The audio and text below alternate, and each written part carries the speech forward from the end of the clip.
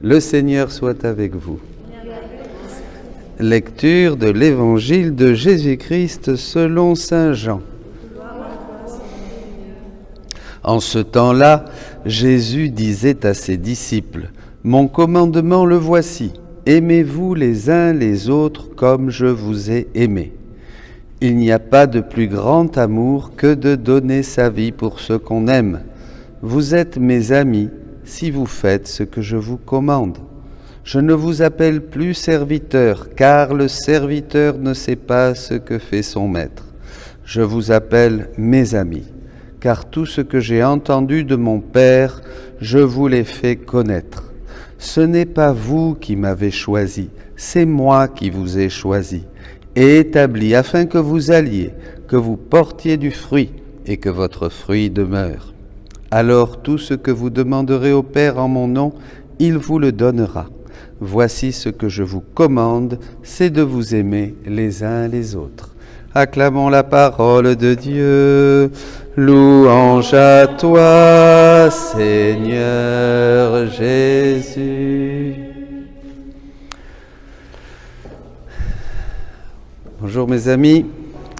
Un bel évangile, Saint Jean chapitre 15, versets 12 à 17. Jésus révèle des trésors qui sont comme cachés, enfermés, et qu'au long des siècles, nous découvrirons à travers l'histoire de l'Église et tout ce que les saints, les hommes de Dieu, nous révéleront de la part du Seigneur, ses secrets, les secrets de son cœur. Il le dit clairement, ici vous êtes mes amis, ils sont déjà ses amis, bien sûr. Alors, je ne vais pas parler de ce passage du serviteur à l'ami, mais juste vous lire un tout petit passage. Vous pourrez aller au livre 17 du 18 septembre 1924.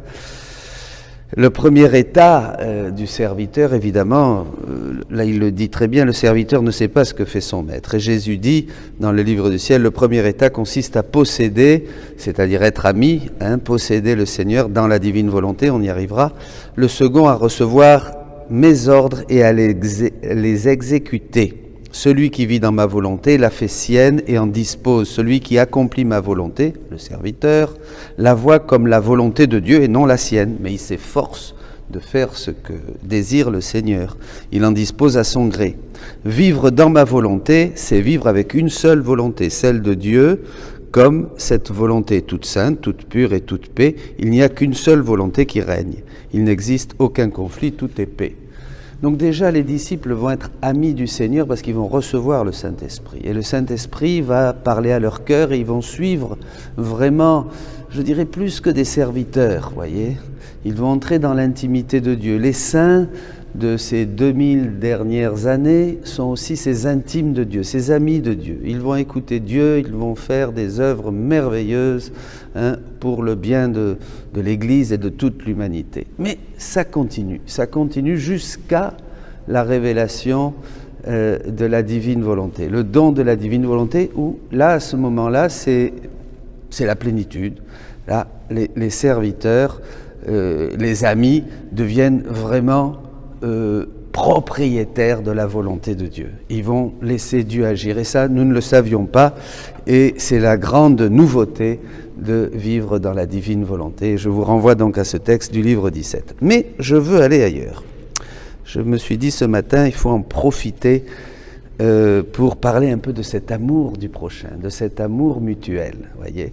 Parce que, découvrant le livre du ciel, évidemment, ça prend une proportion extraordinaire.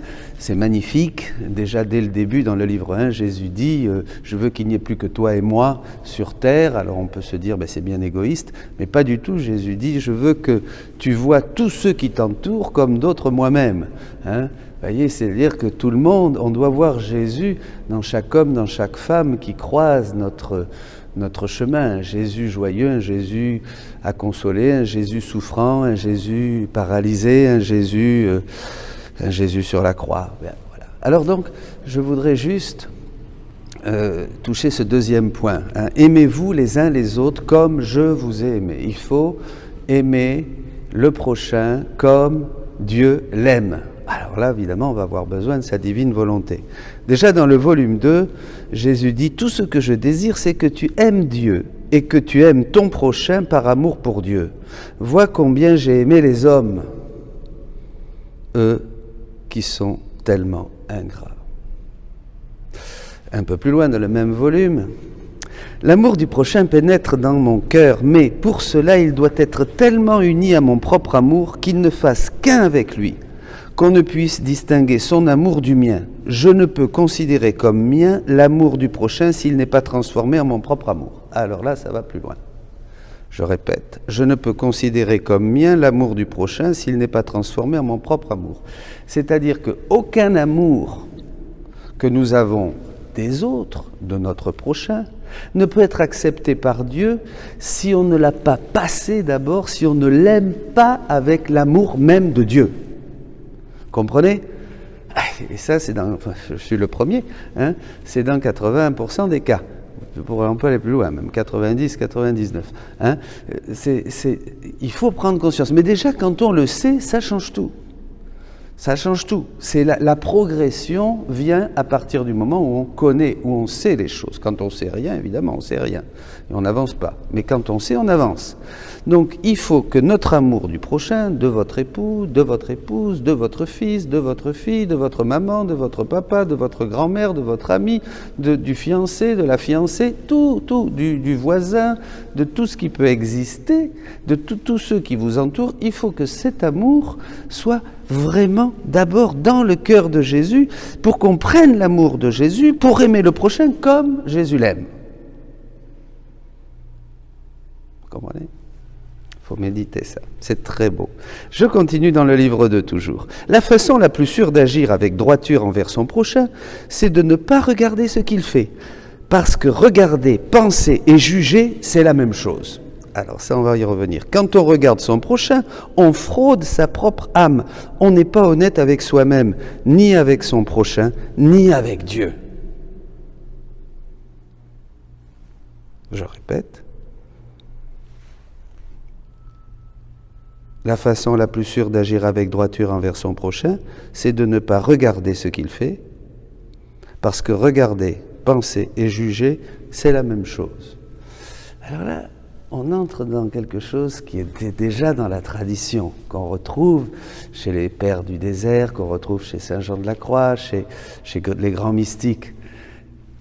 S'abstenir absolument de porter un regard sur l'autre.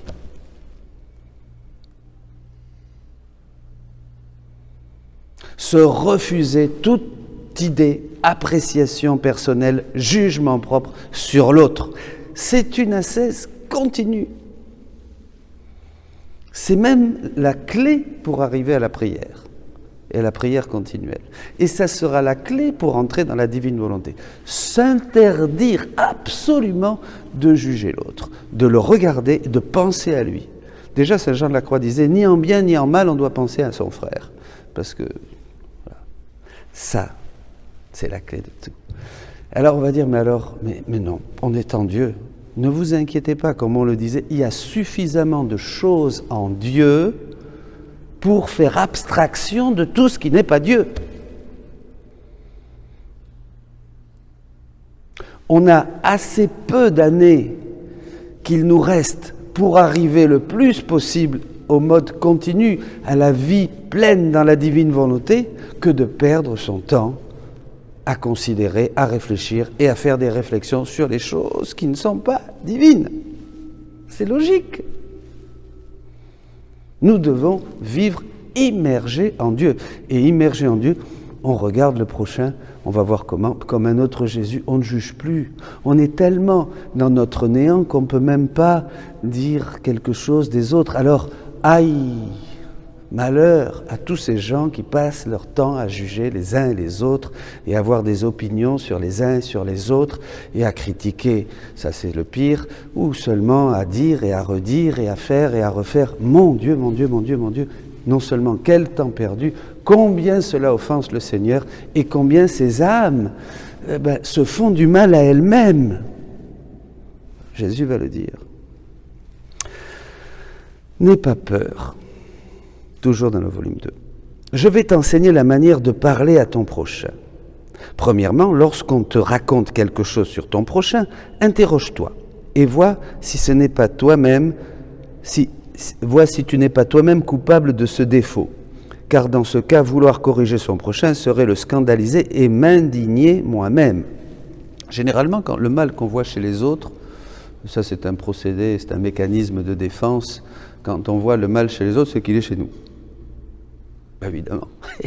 Mais oui, vous n'y avez pas pensé, bien sûr. Moi non plus. Quand on voit le mal chez les autres, c'est qu'il est chez nous parce que on le reconnaît. On ne peut connaître que ce que l'on connaît. On ne peut reconnaître que ce que l'on connaît. C'est pour ça que l'apôtre dira « tout est pur pour les purs ». Tout est pur pour les purs, c'est-à-dire le cœur pur, ça ne lui vient pas à l'idée de juger l'autre. Vous comprenez? Parce qu'il est pur, il est en Dieu. Mais dès qu'on juge l'autre ou qu'on critique l'autre, ça veut dire qu'on porte déjà soi-même ça comme vie propre, comme bien personnel. Un jour, je vous avais pris cet exemple des parents qui, aujourd'hui, dans cette société où règne l'impureté, disaient « Ah, moi, non, mes enfants, ça ne les intéresse même pas, la pornographie, ces choses. » C'est bien pire qu'avant. Avant, au moins, il y avait une gêne quand on était en face de ces choses. Maintenant, les jeunes, ça ne les dérange plus. Il y en a qui regardent, il y en a qui ne regardent pas. Puis justement, ceux-là, ils ne sont pas du tout, dira papa et maman, ils ne sont pas du tout intéressés par mes choses, ces enfants. Pourquoi? Parce qu'ils l'ont comme vie propre. Ça fait partie de leur être. Vous comprenez? Donc, c'est bien plus grave. Bon. Deuxièmement, si tu n'as pas ce défaut, bénissons le Seigneur, lève-toi et essaie de parler comme j'aurais parlé. C'est l'imitation de Jésus, l'imitation de son cœur. De cette façon, tu parleras avec ma propre langue et ainsi tu ne manqueras pas à la charité. Au contraire, par tes paroles, tu feras du bien à ton prochain et à toi-même. On fait du mal au prochain, on pense mal, on critique. Juste ça, on se fait du mal. On fait du bien au prochain, on l'aide en prenant la langue, la bouche et le cœur de Jésus, on se fait du bien à soi-même. Et tu me rendras honneur et gloire. Continuons, passons au volume 3. J'ai pris quelques petits exemples, évidemment, parce qu'il y en a des quantités. Le livre du ciel est une mine inépuisable. Ma fille, le ciel et le monde créé démontrent l'amour de Dieu. Mon corps blessé démontre mon amour pour les hommes.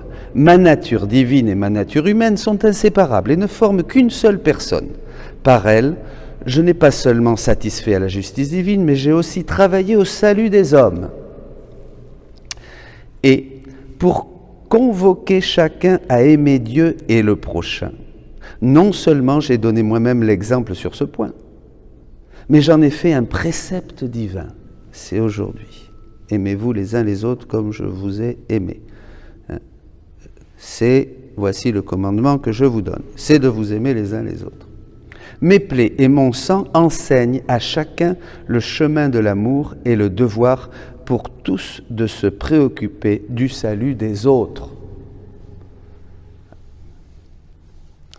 Immergé dans les plaies de Jésus, dans ses souffrances, dans son agonie, dans sa mort sur la croix, dans sa passion, évidemment, nous revenons à ce que Jésus, un jour, en portant sa croix dans la rue, Corato, sous le balcon de Louisa, lui a dit « Âme, aide-moi, âme, aide-moi ».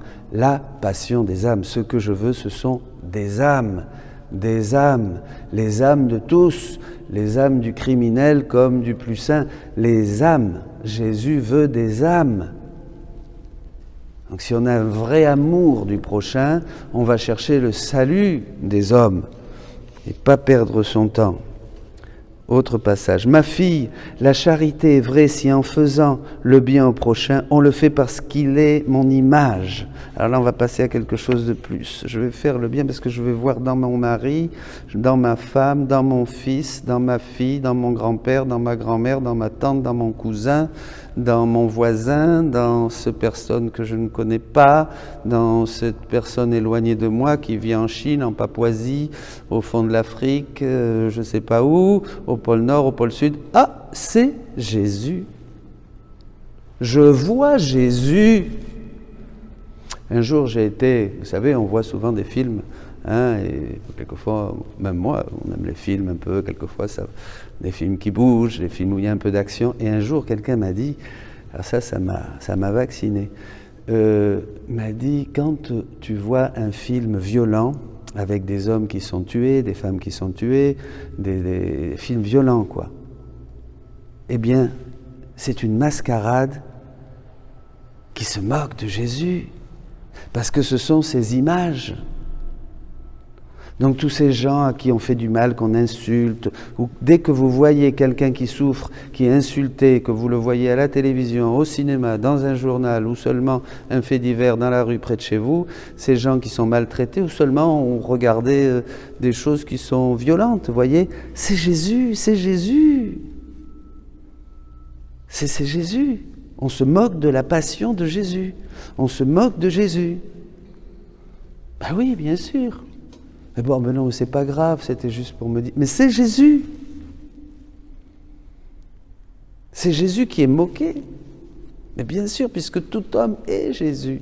Tout homme porte l'image de Jésus. Vous comprenez? On ne doit regarder que de belles choses. Dieu, dans toute sa création qui resplendit, les actes de charité des saints, les mystères de la vie de Jésus, on est fait déjà pour voir la beauté de l'amour de Dieu comme nous la verrons toute l'éternité dans sa gloire. La vie sur terre n'est que la vie du ciel commencée, surtout maintenant avec le livre du ciel. Jésus dit tout le temps à Louisa, ça te paraît peu de choses de commencer la vie du ciel sur la terre? Je reprends. Toute charité qui n'est pas exercée dans cette ambiance ne peut pas être appelée charité. Ça ne peut pas. Il faut tout faire en voyant l'image de Dieu dans le prochain, de Jésus. Si l'âme veut le mérite de la charité, elle ne doit jamais omettre de voir mon image dans son entourage. Mon image dans son entourage, voyez. On creuse le « aimez-vous les uns les autres comme je vous ai aimé ». Le « comme » prend sa source dans le « je », en Jésus, un échange de volonté. On aime, viens divine volonté, je veux aimer avec toi, je veux voir avec toi, je veux agir avec toi, je veux marcher avec toi. Livre 6, 8 septembre 1905. Ma propre charité ne sort jamais de cette ambiance. J'aime la créature seulement parce qu'elle est mon image. Ben oui. Jésus dit à Louisa, je veux me trouver en toi, je veux me retrouver en toi. Parce qu'elle est mon image. Si, chez la créature, mon image est déformée par le péché, je perds le goût de l'aimer. Je l'abhorre même, je porte une grande attention à préserver les plantes et les animaux parce qu'ils servent à mes images. Tout ce qui existe est à notre service. La créature doit toujours s'efforcer de ressembler à son Créateur, bien sûr. Nous sommes des autres Jésus sur la terre. Vous comprenez? Et enfin, pour terminer, mes amis, au volume 11, 2 novembre 1912. Alors après, on va évidemment, ça va plus loin, là on fait un saut. Ma fille, je suis ici en toi. Si tu veux te reconnaître, viens en moi. Ah, ça c'est très important. Attention à cette connaissance de soi en dehors de Dieu. Elle peut même être un fruit du démon qui nous montre en pleine figure, dans une lucidité diabolique, ce que nous sommes. C'est affreux. C'est lui. Mais là, nous ne nous voyons pas en Dieu. Vous comprenez? Et il faut se regarder avec le... Nous sommes ce que nous sommes sous le regard de Dieu, disait Mère Teresa. Il faut se voir en Dieu. Si tu veux te reconnaître, viens en moi. Il faut toujours se voir en Jésus. Viens te reconnaître en moi. Si tu viens te reconnaître en moi, tu te remettras en ordre. On est tout de suite en ordre. On va se reconnaître en Jésus. Là, dans sa lumière, nous voyons la lumière de ce que nous sommes. Parce qu'en moi, tu trouveras ton image semblable à moi. Voilà le secret pour tous ceux qui sont déprimés, tous ceux qui se culpabilisent, tous ceux qui s'autoflagellent. Bon, eh bien ça, c'est pas ça que veut Jésus. Allez, va en Jésus, regarde-toi en Jésus, regarde-toi comme Jésus te regarde et regarde-toi tout en Jésus, tout comme Jésus, par sa passion, par son sang, par sa croix et sa résurrection, a refait ta vie. Regarde-toi tel que tu es devant le Père, dans l'éternité, refait, lavé, purifié par la passion de Jésus. Regarde-toi saint, regarde-toi tel que tu seras. Et ne laisse pas cette voix accusatrice, l'accusateur devant nos frères, dit le livre de l'Apocalypse, celui qui nous accuse jour et nuit. C'est pas vrai. Et ça ne nous aide pas à être plus saints. On est saint quand on entre dans ce regard de Jésus sur nous-mêmes. Parce qu'on est subjugué, dira Jésus, par son amour. Voilà. Tout en ordre, parce qu'en moi tu trouveras ton image semblable à moi. Tu trouveras là tout ce qui t'est nécessaire pour préserver et embellir cette image. Entre en moi et tu me trouveras moi et toutes les créatures. Tout ce qui est nécessaire pour préserver et embellir cette image. Vous voyez, tout ce qui est nécessaire. Où c'est ? En Jésus. C'est pas la peine de chercher ailleurs. C'est pas la peine de chercher où vous voulez aller chercher. En Jésus, tu vas te trouver. En Jésus, tu vas trouver le nécessaire pour garder cette image, pour l'embellir. Quand tu viendras te reconnaître en moi, tu reconnaîtras aussi ton prochain en moi. Bien évidemment, en se reconnaissant en Jésus, en se cherchant en Jésus, en restant en Jésus, en se voyant en Jésus, et bien à ce moment-là, on met tout le monde. Hein. Voilà, son cœur est grand, vous savez, on met tout le monde dans son cœur et on voit aussi les autres en Jésus. On a beaucoup plus de respect, beaucoup plus d'amour, beaucoup plus d'écoute, beaucoup plus de patience, parce que ce sont tous des Jésus. Ils sont tous à l'image et à la ressemblance de Jésus. Ils marchent vers la ressemblance. En voyant combien je t'aime et combien j'aime ton prochain, en Jésus, donc, tu t'élèveras au niveau du véritable amour divin. Et, à l'intérieur et à l'extérieur de toi, tout se mettra dans l'ordre véritable qui est l'ordre divin. Entrons tous en Jésus, mes amis, maintenant. Et guérissons. Notre monde, notre planète a besoin de guérison. La guérison n'est que dans le Christ. Ce n'est que par lui, avec lui, en lui, où nous sommes tous des créatures nouvelles. Toutes ces haines, toutes ces divisions, toutes ces dissensions, tous ces commentaires, toutes ces peurs, toutes ces critiques, tout ce qu'on voit partout, tout le temps, du matin jusqu'au soir, tout ça, ça s'évanouit si tous, nous les chrétiens, nous les catholiques, nous les chrétiens, tous les chrétiens, si nous entrions tous en Christ, en Jésus, pour voir toutes les choses comme il les voit, il y aurait beaucoup plus de paix sur la terre et nous nous aimerions. Et nous serions heureux. Soyez bénis. Christ est ressuscité.